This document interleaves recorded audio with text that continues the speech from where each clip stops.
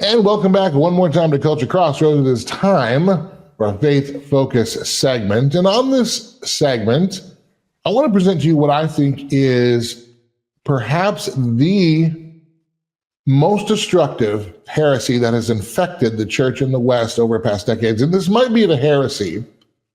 Heresy means false belief that has undergirded a lot of the problems with Western Christianity. And RC, that's what I want to get your take on here after I lay this out, okay? Protestio website, they recently published an article.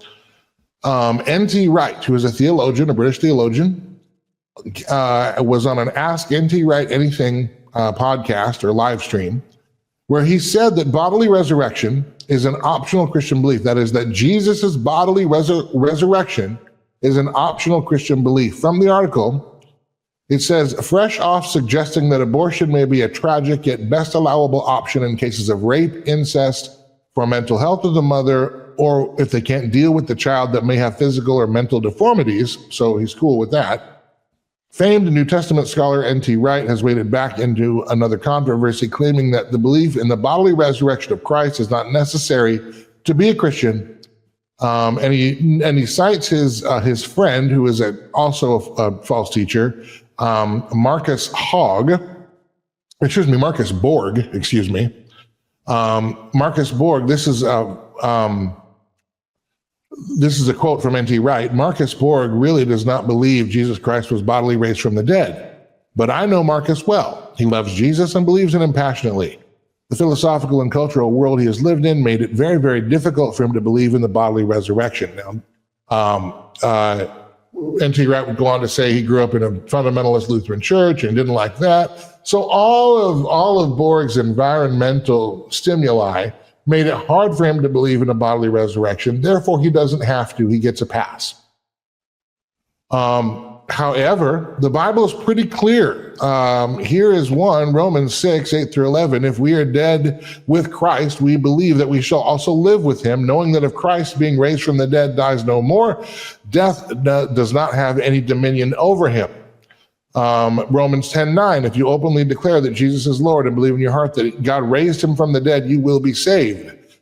N.T. Wright attempted to make a distinction saying that, well, he believes in a spiritual resurrection, but that's who we too, because it's not the spirit that dies. We know that we, our spirit, our soul, goes to one place, either heaven or hell. And when Jesus talks about that, he speaks of a conscious experience in eternity. Why else would he mention weeping or gnashing of teeth? You need consciousness to weep or gnash your teeth. Why else in Revelation would John say, there will be no more tears, no more sickness, no more sorrow, no more death? You need you need to be conscious and a consciousness to understand those things. So our soul goes. Why else would Jesus say to the thief on the cross, today you will be with me in paradise?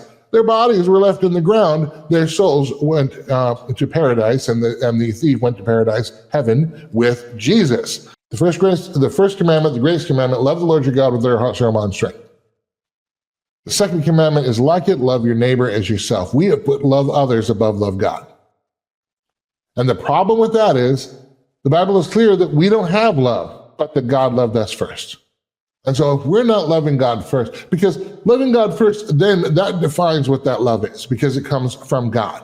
And it also compels a certain way to love people. I can't feed your flesh. If you're an addict and it's, that's hurting you, that's hurting your body, I can't give you the thing you're addicted to if I'm going to really love you the way God would. But if we flip those around, and we love others before we love God, notice what happens every time. And you can see this, you can apply this in any way. But what did N.T. Wright do? The sin of unbelief, which Marcus Borg clearly is guilty of, all of a sudden N.T. Wright is making excuses for his sin. When we love others before we love God, we take all the grace, all the saving work of Christ, and we apply it to sin and try to excuse sin by the grace of God, instead of actually making righteous the person through faith by God's grace because of the payment that God accepted on our behalf of Christ's sacrificial death and resurrection. And I think that may be the heresy that's at the crux of the impotence of the Christian church in the West. What do you think? this heresy expands itself. If you want to know where it ends up, let's go back a moment to Peter Thiel, the piece in the New York Times that we covered about a month and a half ago, where they said Peter Thiel is a Christian. He is a Bible-believing Christian who is bringing Christianity to Silicon Valley. No, he is bringing a brand of Gnosticism, heresy, to Silicon Valley because he wants the convenience of saying, I'm a Christian, and still being able to be his own God.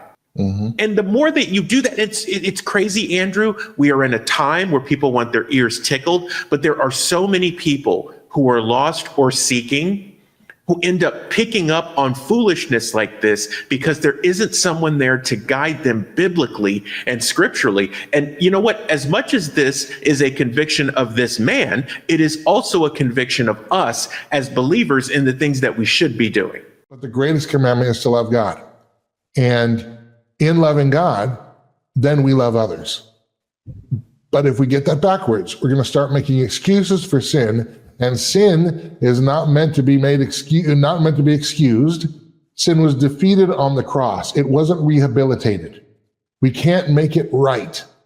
Sin isn't right. The problem with love others before love God is that we try to make sin righteous instead of the person who needs Christ's righteousness desperately.